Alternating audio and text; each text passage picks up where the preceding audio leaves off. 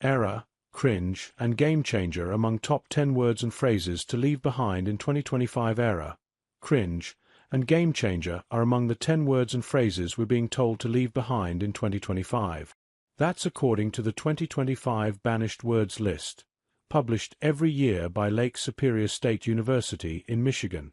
The tradition dates back to 1976, with the first publishing of the list of words banished from the Queen's English for misuse, overuse and general uselessness. The light-hearted list attempts to shine a spotlight on words and terms that are overused, misused, or simply unnecessary. The university received submissions from across the globe this year for words to leave behind, including entries from Canada, Australia, Denmark, Germany, India, South Africa, and the United States. Read more. Clever dad slashes energy bill by replacing single appliance that eats electricity. Read more. Dublin weather. End of cold snap coming with 18°C temperature swing, but not before frozen nights. Here are the 2025 words and phrases selected for banishment by the university, along with the reasons they made the list. Cringe.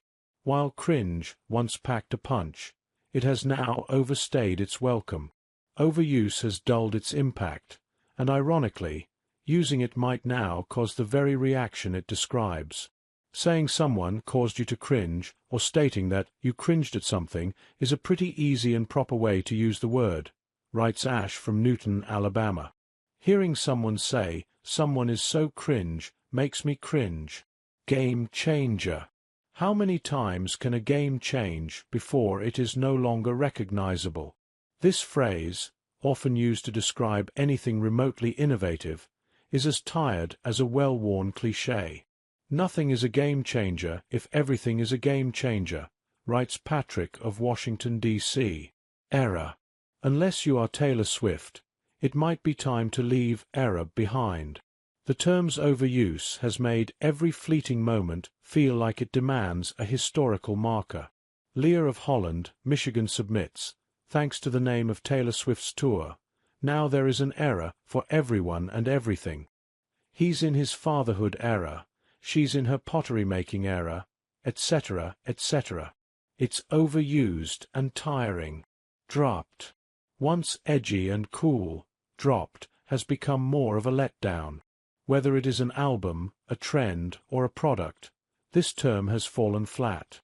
Books, music, and all kinds of unnecessary things are currently being dropped rather than introduced, released, or offered for sale. Banished for overuse, misuse, abuse, and hurting my head when all that dropping stuff lands on me. Laments Susan of Littleton, Colorado. If you know, you know. Internet slang and texting abbreviations are often fan favorites of banished word submitters each year. Cryptic and exclusionary. This phrase offers little clarity or substance. If you know, you might agree it is time to let this one go.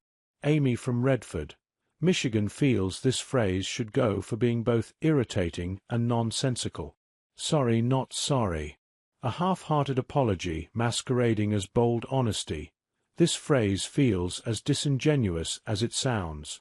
Banished word enthusiasts recommend just saying what you mean, or in at least one case, showing a little kindness. Sabrina from Wrenshall, Minnesota writes, "It is really tiring to hear, and it is giving people another reason to be jerks to one another."